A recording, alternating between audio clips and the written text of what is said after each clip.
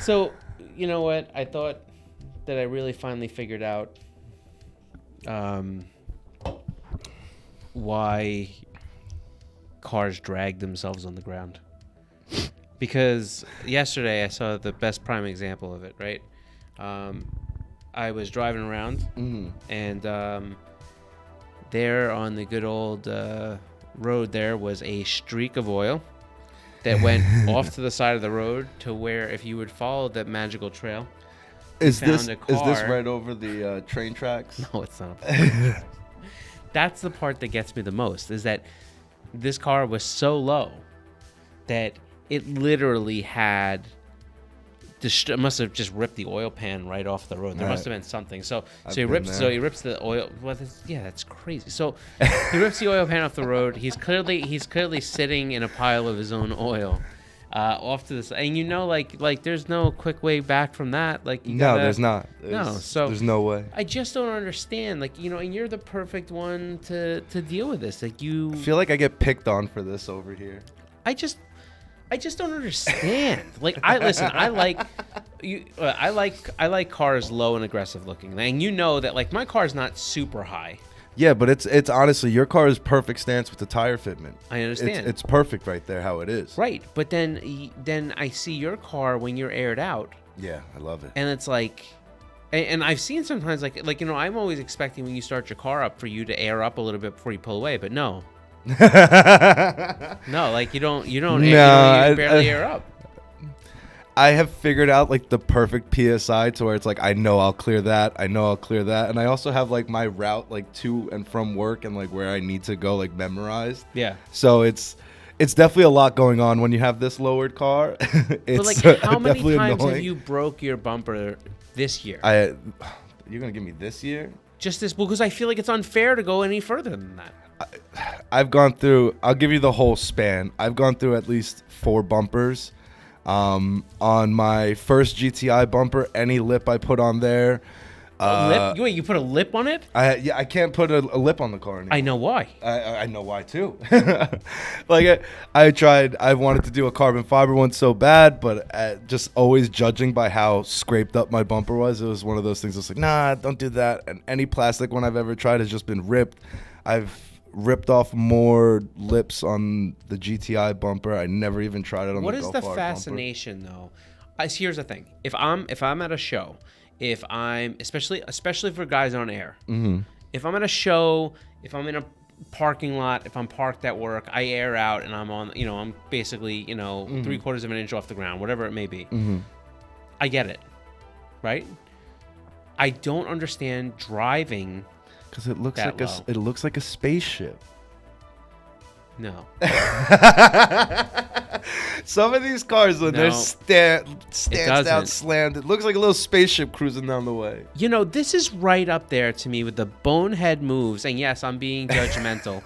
This is right up there with the bonehead moves. I saw a brand new Accord. Oh, they love driving just, I don't know, maybe 6 days ago. The wheels are so far cambered in. It's that VIP look where literally this much of the tire, not even touching the ground, just stick, this. This. Yeah. Wheels. And I'm watching him drive, and I can see him. There's nothing comfortable about what he's doing. It just looks good. He's scanning the road, making sure he doesn't hit anything. It looks ridiculous. The scanning the road part is just great when you just see When I see those cars cruising in one lane. When I see those cars on the road, it reminds me of a dog squatting to take a number 2. It does. That's what it reminds me of. It's like it just couldn't quite get its rear down enough to let the number 2 come out. That's correctly. When you crack the oil pan. That's the number 2.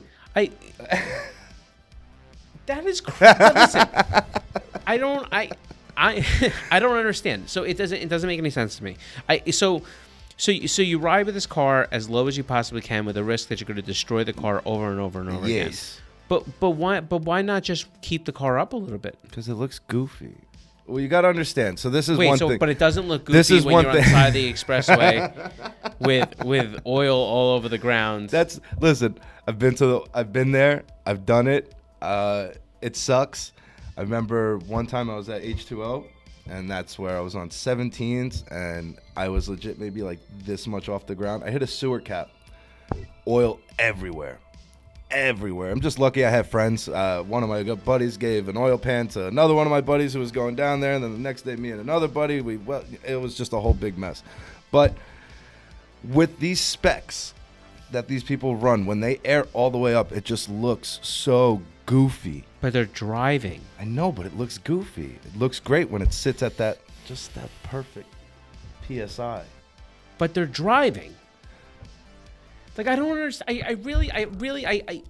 I'm a car guy. Like through and through. And you've seen my. It's not like I'm not willing to set my cars up aggressive. Yeah. I'm just not willing to sacrifice the car to do it. You're looking at two different types of people. You're a performance one that wants guy. to actually have Again, one that cares, one that wants a good feeling on the drive, and then you have your guys that wants to look like a squatting dog taking a number 2. You keep calling it that. No, I'm just saying, like, I just think that, like, I'm still trying to process. Like, that picture now is just in my mind. But the question begs: do you drive your car for you, or do you drive your car for everybody else? Again, that's it. You got your different people. I drive my car for me. Right. I love my car. There's a certain level of stupidness or, camber, as you would say, and even my drive height, like I clear everything.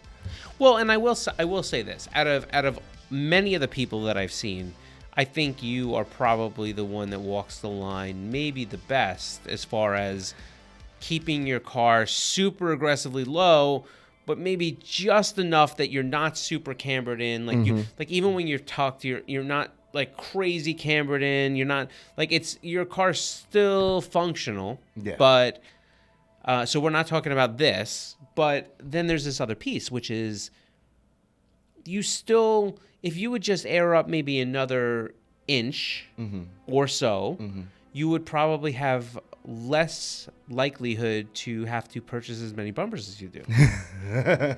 Well, last year was the raccoon. That one got me. Well, that was the raccoon. First off, can we just take a moment of silence? Silence for the raccoon. Yeah, he didn't make it. I'm happy he didn't, because he pain in my ass.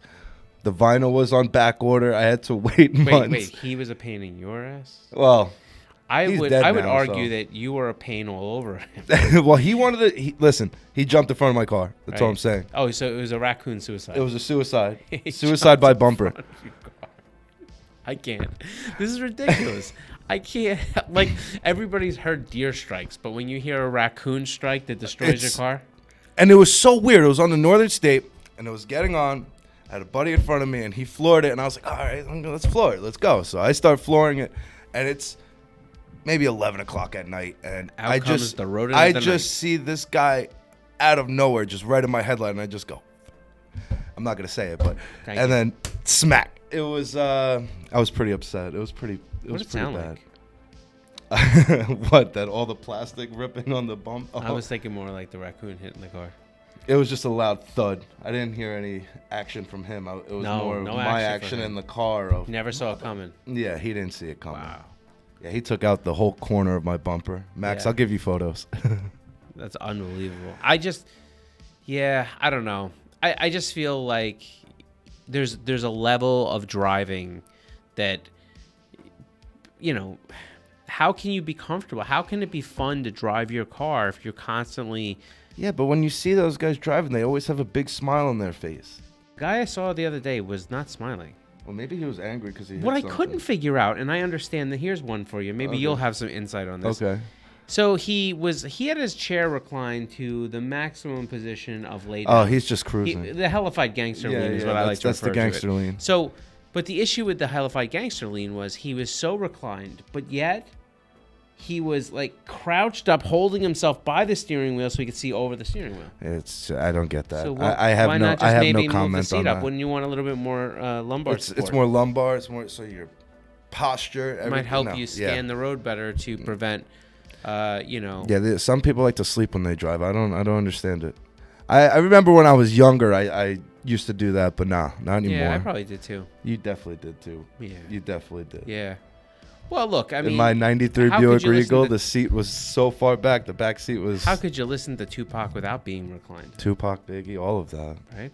You really need to be reclined for those. So, my thoughts here are, I just like when you build a car, my whole thing is, yes, you know that Aeron functional, right? You know that I want my wheel and my tire to have as much contact patch on the ground as possible. I want it to handle the best it possibly can. And I want to make sure that, the car looks good, but it also handles well, and I'm not in, I have to figure out a way to be able to drive it where I'm not afraid to, which is always a little bit of, even for me, it's a little bit of a 50-50, right? Yeah, you tend to be concerned about your front lip. Well, because here's the thing. It's not about my front lip. Like, I feel like it really bothers me to know that, like, if I did work to a car that I'd have to, I don't want to say redo work on the car, but that I'd be messing it up because, like, I don't like that. Like, not because I'm not afraid to, like, I have a spare lip. I have another painted spare lip, figuring that I was going to blow this one off the car, and it never happened. But the truth is, it's like, it's not about the lip. It's about the fact that, like, like, I don't want to bend the bumper tabs or, like, destroy anything, or it hits the intercooler and then I'm wiped out of the intercooler, and, like, I don't like that. And honestly, to me, one of the worst, like, I hate being in that position where I'm stuck and I have to call a tow truck. I know you live on. No, I don't live on tow trucks. My car in the 12 years of ownership, I knock on wood, of course, now because I just jinxed myself. Right. I've only seen the tow truck twice. Which is impressive. Twice. And one was just this past year. Right. And that's only because my alternator and battery were just, so I just had to, it was like there was no way. And It was January 1st. It was New Year's Day. So there was nothing open, and I was in the Hamptons. There was nothing around me for, like, it was just, that was annoying. Yeah, which, I mean, look, it's impressive because you're also the same guy that the way Daut does coolant flushes is he has a slow leak in his car. He'll leave it and just keep topping it off. So what he does is he has a continuous. It's fresh. It's fresh coolant. That's right. All the time. He has a continuous coolant flush that happens pretty much all year round. You know what? That's probably my bigger issue than oil pans. My oil pan I've only broken once. I've definitely smacked it a few times, but I've only broken it once. I have probably broken maybe 2 or 3 radiators just from smacking on the ground. I mean, I can't, I had a front mount intercooler. I had to take that off because I smacked that on the ground. I ruined that. That was when I hit the tire going to Helen. Yeah, I hit a tire going to Helen. It was late. Listen, all I know is I don't understand being so low that you're prohibitive to your car actually being functional. It's not even that I drive so low. Did you look for raccoons and tires and? Well, the tire came out of nowhere. It was one of those, like, like on the 18-wheelers where, like, they throw the treads. The treads. Yeah. It was one of those, and that cracked the bumper right in half. It smacked the intercooler up. That was leaking. I had a boost leak there. Then I took that off, and I don't even want to talk about it anymore. You guys put me on here to pick on me. That's all I'm saying. I don't think so. Anyhow, look, here's what I will say. Where do you stand for the people out there on where you should put your car? How high? Where is your level of desired driving versus maybe parked? Still needs to be functional. You guys know I'm a big air ride guy, but I do respect some static builds. But when it's slammed to the point where it's like the tires completely hit it under the fender, it's like, good luck driving, bud. You're just going to be scraping everywhere. You're not going to get into that parking lot. You're going to ruin this. You're going to ruin that. Reminds me of my friend CRX. It used to be so stiff and so low that when you would pull into an apron of a driveway, that you'd have the car with teeter-totter. 3-wheel? No, 2-wheel. It would be the back wheel and the front wheel. Well, I mean, 3 wheels at a time, but, like, you could either push it down and it would be on the three, the 3, and then you push it forward and the other one. Teeters. I do that every morning coming into the driveway. Pretty much, I feel the back. Anyhow, where do you guys stand on what's going on? Let us know. Where are my Stancy boys at? There's probably gonna be nobody. I don't know. I'm not sure. But let us know where you stand. Throw it down below. And also, we hope you had a good 4th of July. Yeah, definitely. Yeah. Hope you guys enjoyed. Hope you guys were safe. Yeah, in the middle of the week. Like, It was on a Tuesday. who does that? Nah, I don't know. Not me. Why couldn't 4th of July know that it should always be positioned on a Friday? I was even going to say a Monday. I mean, I'll take either. No, you don't want 4th of July on a Monday. Who wants to come into work on a Monday? No, what I'm saying to you, though, is I'd rather come in on a Monday and have 4th of July off on a Friday. It gives you 2 days to recover. You're not wrong. Monday, you got to come to work like that.